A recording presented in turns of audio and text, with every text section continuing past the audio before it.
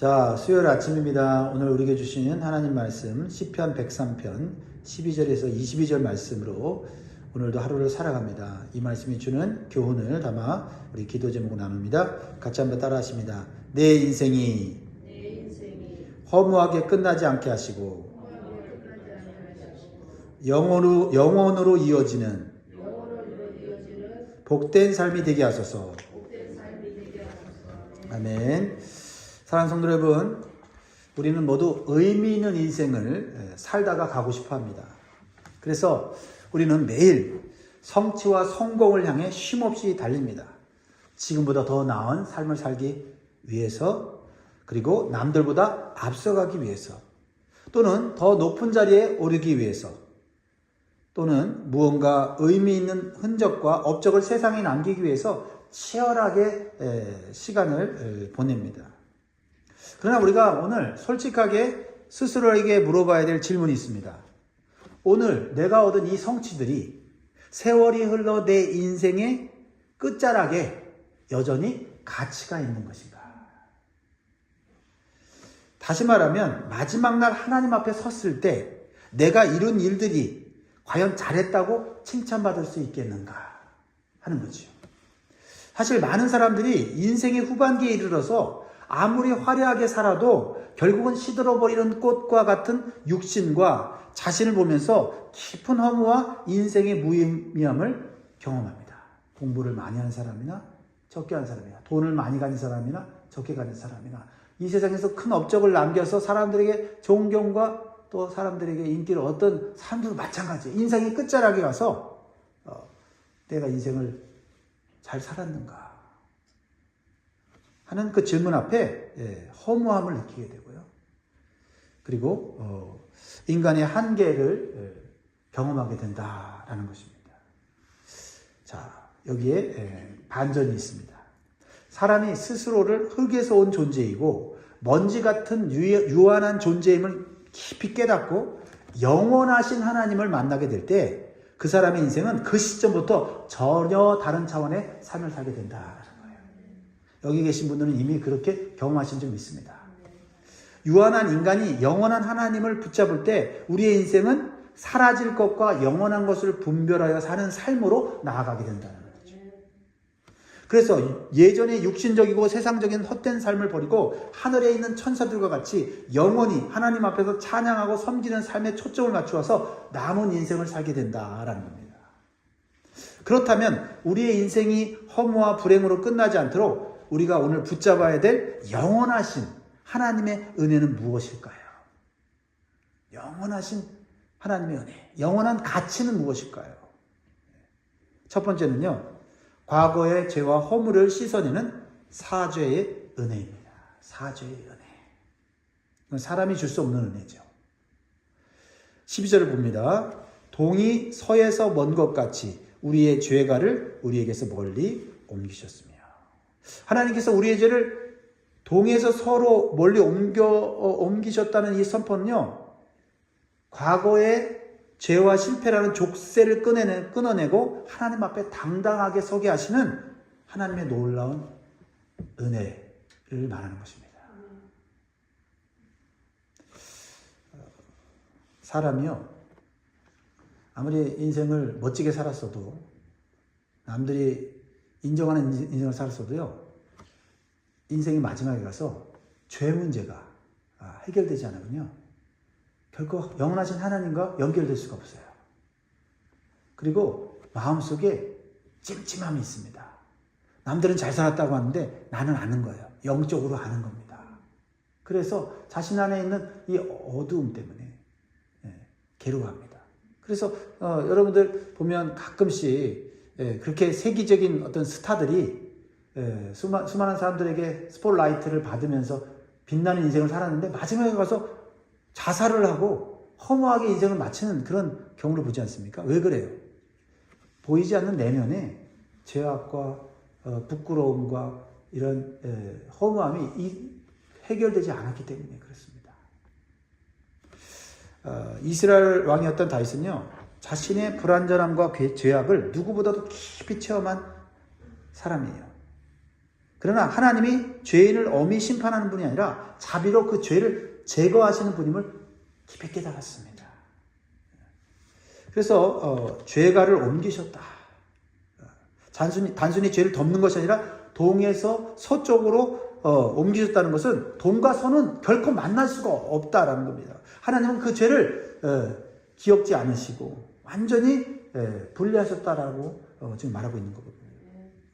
우리의 죄가 동에서 서로 옮겨질 수 있었던 유일한 이유는 예수 그리스도께서 십자가에서 그의 그 모든 죄를 다 해결하시고 완전한 대속을 이루었기 때문이에요.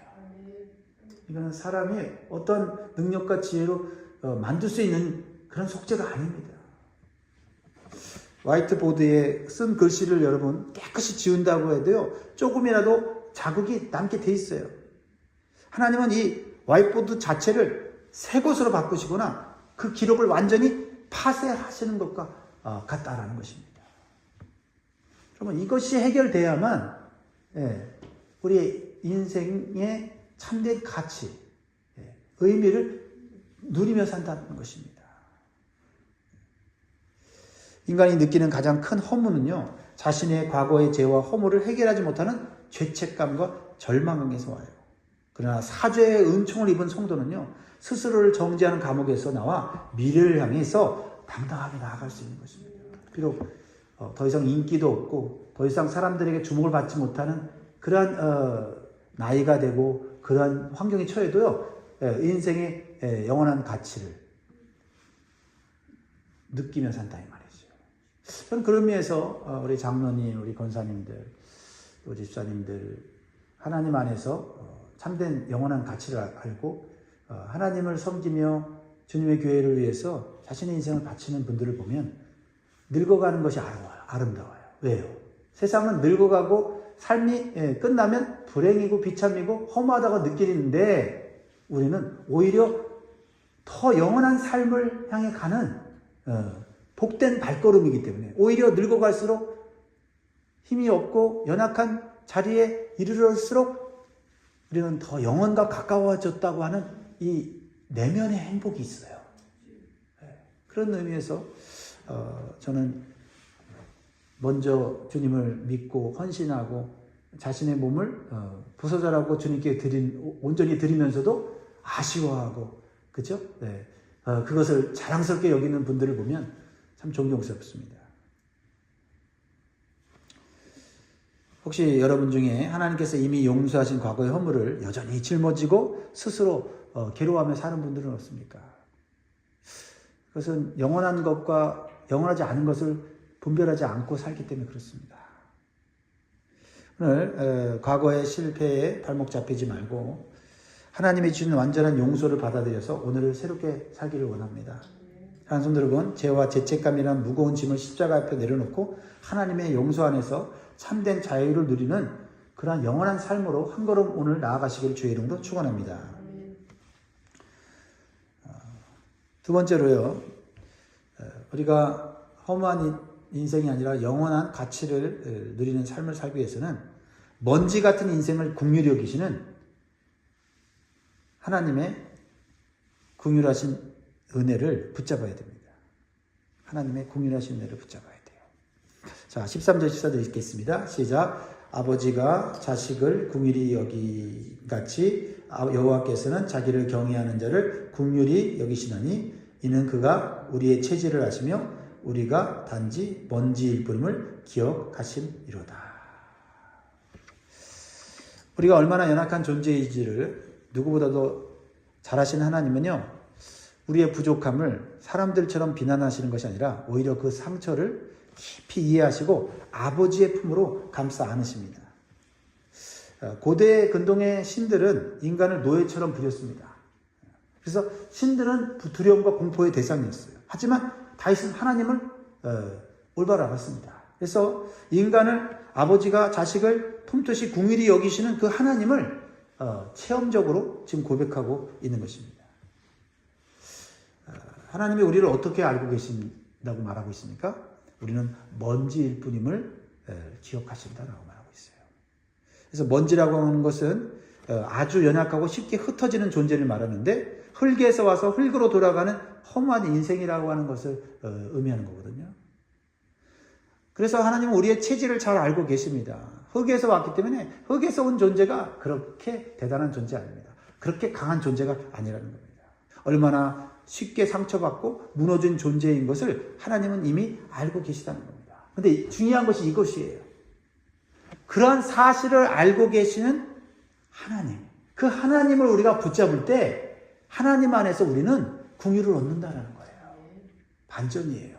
세상의 사람들은 나이가 들수록 약해지고 허물어지고 과거에 젊었을 때 대단한 위용을 떨쳤던 사람들이 내 인생이 이렇게 허물어져 가는 걸 하면서 인생의 말년은 그냥 불행한 거예요. 우울한 거예요.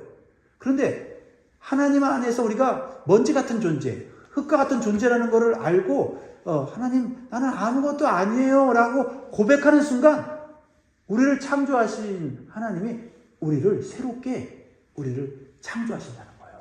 새로운 생명을 주신다는 겁니다. 아버지같이 우리를 품으시고 우리가 깨질까 우리가 다칠까 우리를 보호하시고 우리를 항상 돌봐주신다는 거예요. 이게 유한한 인간이 영원한 하나님을 만나고 즉 아버지의 긍휼하심을 경험하게 될 때 누리는 참된 평안이고 행복이라는 거예요.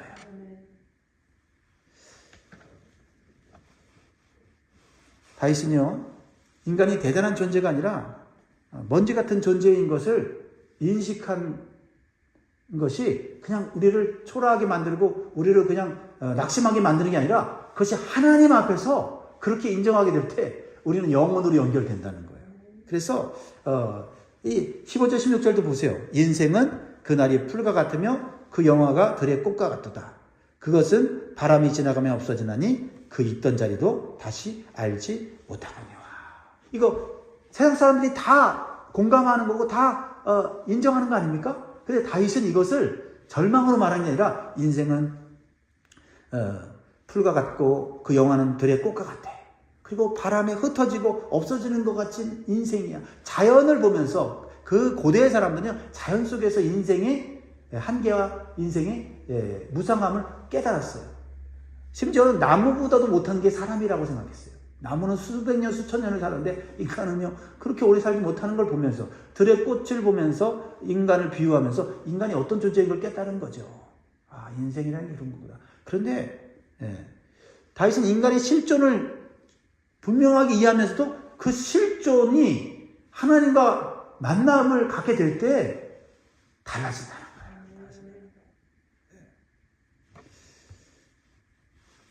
하나님은 흙에서 와서 흙으로 돌아가는 먼지 같은 인생에게 영원한 생명을 주시기 위해서 하나님의 아들을 사람으로 보내셨고 그 아들인 그리스도께서 친히 인간의 모든 고통과 죽음을 겪으심으로 우리의 연약함을 채우라시는 돌보시는 대제사장이 되셨다라는 겁니다.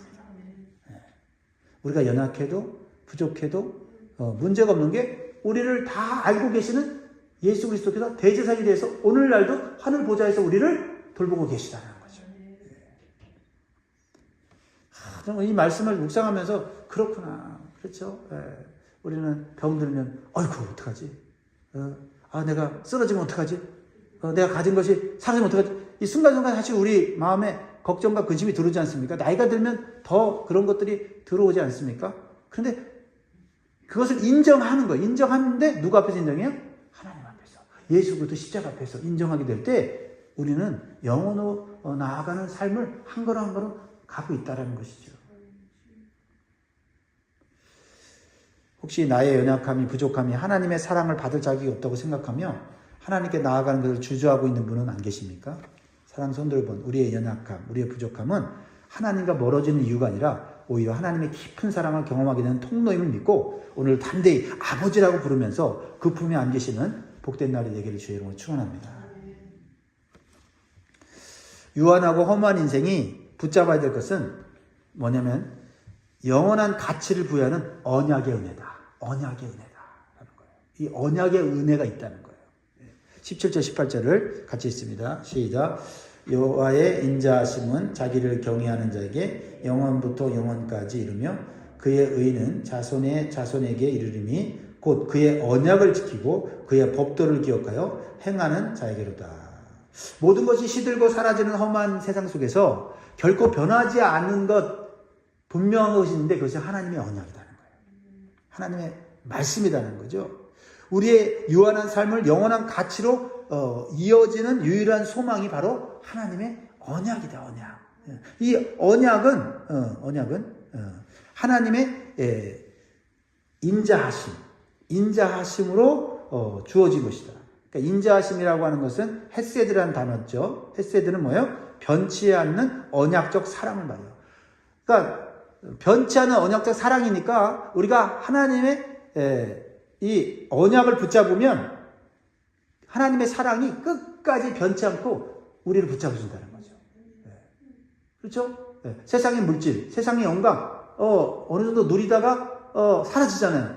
그래서 끝에 가서 허무한 거예요. 많이 가졌어도 의미가 없는 거죠. 왜냐면 어차피 죽을 땐 다 사라지니까. 근데 언약의 말씀을 붙잡은 사람들은 하나님의 인자하심, 언약적인 사랑이 변치 않고 그 사람을 붙잡고 있으니 그 사람이 가졌든 못 가졌든 그 사람이 늙었든 젊든 그런 거는 문제가 되지 않는다는 거죠. 언약이라고 하는 의미가 뭐예요? 영원히 파괴되지 않는 하나님의 약속을 의미하잖아요. 세상의 모든 가치는 사라져도 하나님과의 언약 관계에 있는 자는 영원한 가치 속으로 들어가게 된다라는 것입니다. 인간의 허물을 느끼는 것은요, 유한한 것에 인생을 걸 때 찾아오는 거예요. 그러므로 우리의 인생이 영원해지려면요, 사라질 세상의 조건이 아니라 결코 변치 않는 하나님의 약속 위에 인생 기초를 두어야 될 줄 믿습니다. 사라질 세상의 명예와 재물을 쌓는데 급급하여 정작 영원한 하나님의 가치를 세우는 일에는 거기에 무관심하고 있지 않은가. 지금 내가 잘 나가고 있고, 지금 내가 뭔가 업적을 성취를 이루고 있기 때문에 나는 내 인생 끝날 때 나는 굉장히 만족스러울 걸. 그렇지 않다는 거죠. 그건 영원한 게 아니라. 빨리 깨달아야 돼요. 그러므로 사랑하는 여러분, 자녀들에게 세상의 성공만 물려주지 말고 하나님 말씀을 지키는 믿음의 유산을 물려주고 오늘 당장의 이익보다 하나님의 법도를 따르는 영원한 가치를 추구하도록 가르치시기 바라요. 사랑하는 여러분, 바람에 날리는 풀과 같은 인생이 아니라 영원하신 하나님과 함께 영원한 가치를 붙잡고 사는 복된 인생이 되기를 주의 이름으로 축원합니다. 네 번째로 참 놀라운 이 다윗의 찬양을 우리가 보게 돼요. 그는 영적인 눈으로 하늘의 보좌를 바라봅니다. 우리가 볼 수 없는 그 하늘의 보좌의 모습을 다윗은 보면서 하나님의 권능과 하나님을 섬기는 천사들의 모습을 보여줘요. 다윗은 이 땅의 삶을 보는 게 아니라 하늘의 삶은, 영원한 삶을 보면서 천사들이 어떤 모습으로 살아가는지를 보면서 우리가 어떻게 살아가야 되는지를 보여주고 있다는 거죠. 자, 19절 20절을 같이 한번 쭉 읽어봅니다. 하늘에 어떤 역사가 일어나는가? 여호와께서 그의 보좌를 하늘에 세우시고 그의 왕권으로 만유를 다스리시도다. 능력이 있어 여호와의 말씀을 행하며 그의 말씀의 소리를 듣는 여호와의 천사들이여 여호와를 송축하라. 그에게 수종들며 그의 뜻을 행하는 모든 천군이여 여호와를 송축하라. 여호와의 지으심을 받고 그가 다스리는 모든 곳에 있는 너희여 여호와를 송축하라. 내 영혼아 여호와를 송축하라. 유한한 인간이 유한한 세상에서 살다 보면 인생을 허무하게 느낄 수밖에 없다는 거죠. 근데 유한한 인간이 영원하신 하나님의 통치 아래 살아갈 때 그 인생은 더 이상 허무하지 않고 영원한 의미와 방향을 가진 삶을 살게 된다는 것입니다. 그러니까 다윗은 지금 자신의 삶만 바라보지 않아요. 이 세상의 삶만 바라보지 않습니다. 그의 시선은 하늘 보좌를 보는 거죠. 여호와께서 그의 보좌를 하늘에 세우셨다. 이것은 단순한 시적인 표현이 아니라 하나님이 지금도 실제로 하늘에서 보좌를 베푸시고 왕으로서 통치하신다는 거예요. 이거를 보는 겁니다. 그러니까 이 세상은 우연히 돌아가는 것이 아니라 하나님의 통치 아래 움직이고 있다는 거예요. 그러니까 세상이 불의하고 부조리해도 하나님의 통치를 믿고 그 선하심을 믿고 사니까 견뎌내는 거죠. 그러면서 무엇을 바라봅니까? 하늘의 천사들을 보면서 그들이 어떻게 하나님 앞에서, 그 영광스러운 하나님 앞에서 어떻게 섬기고 살아가고 있는지, 영원한 그 평강과 행복을 누리며 사는지를 보는 거예요.